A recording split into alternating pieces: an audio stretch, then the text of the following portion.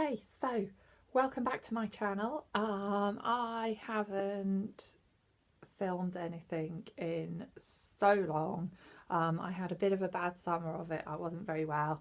I lost my job in the end and I've had to get a new one. It's all been a real nightmare really. So filming was kind of the last thing on my mind. So I have done quite a bit of reading over the summer, but it was just a case of getting myself back to health, and I feel now like I'm ready to start coming back to talking about some of the things that I've read. So I've got three things that I'm going to talk about today. Two I've got physical copies of and one I haven't, so I'll start with the ones that I've got physical copies of. So the first one is The Best of Adam Sharpe by Graham Simpson, and he wrote The Rosie Project.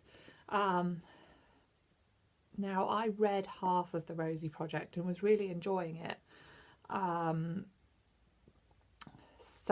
I was reading it on my phone and my phone broke and I couldn't find it again after that, so I didn't get to finish it, but I was really enjoying it, so I thought I would pick this one up because it was in Sainsbury's again.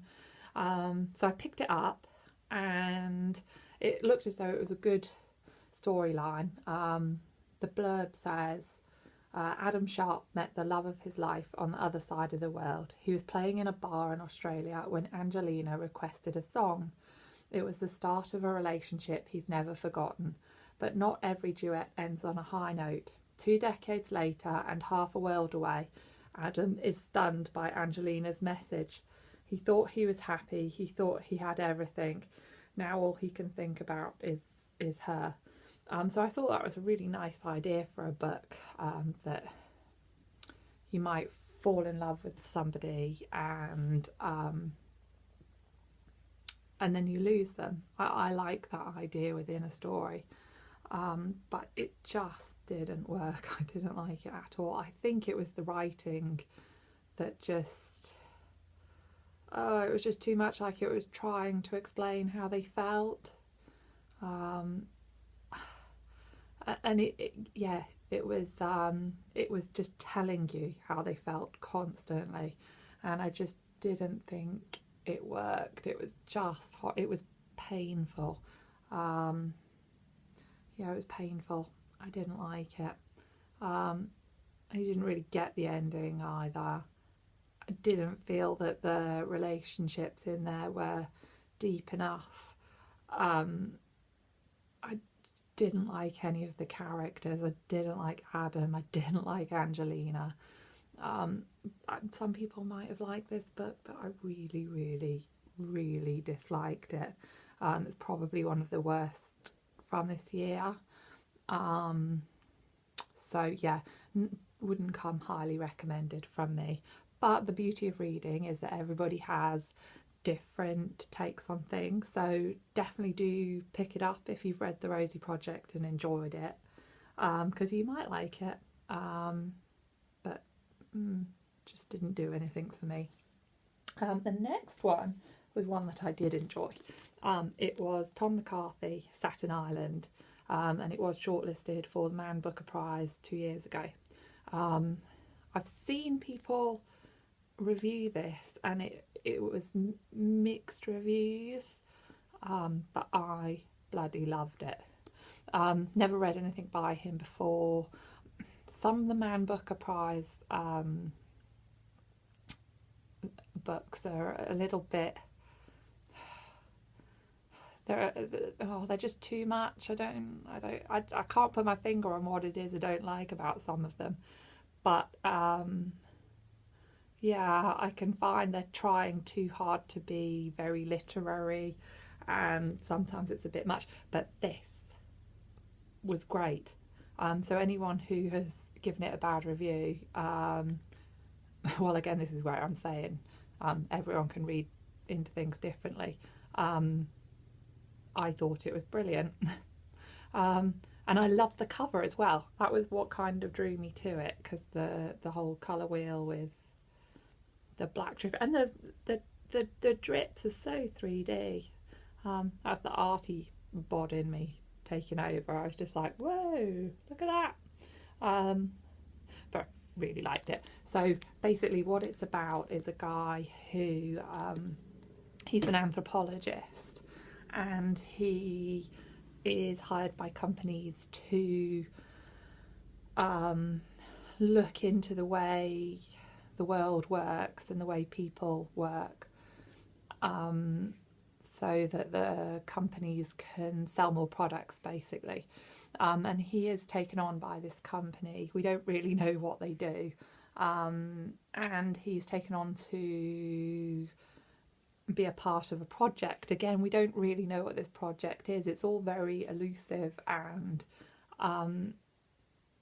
it just goes round and round in circles, and it just shows kind of how ridiculous this whole company is. And I'm one of these people, I can't take big business seriously.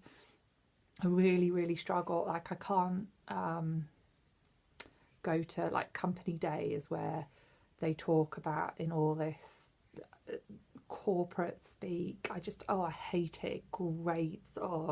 It grates on me. And this company that have hired him are just like that, and they talk in ways that I don't even think he understands, but yet he's like become this important part of this project that I don't think he knows what the project is. But I loved the way the main character, I think, kind of thinks almost a bit like the way I do, in that I kind of start thinking things are really important, and then when I've got so excited about something, I'm like, actually it wasn't that important,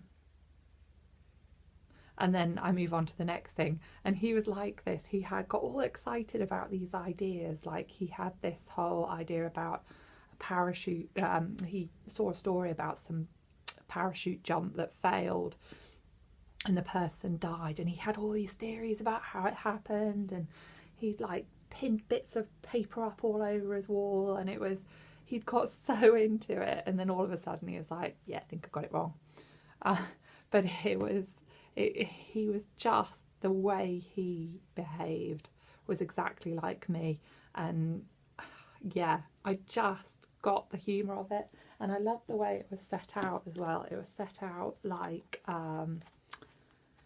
so each chapter, so here for instance chapter 8, it would start off 8.1, and then it would go to 8.2. So it was almost like it was written as a report, and each of those points were in one big paragraph, and there was speech in it, but none of the speech had like speech marks around it. There was no break paragraphs in between another person starting to speak, so it all kind of ran on to each other, and I just thought that was an interesting way of doing it as well. I quite like it when people play around with layouts and things. I enjoy that. And the third book that I read that I don't have the physical copy of because I got it from the library was Anna and the French Kiss by Stephanie Perkins. It's obviously a very popular YA book. I've never read anything by Stephanie Perkins before. I know she's done a lot along the similar lines. I quite enjoyed it.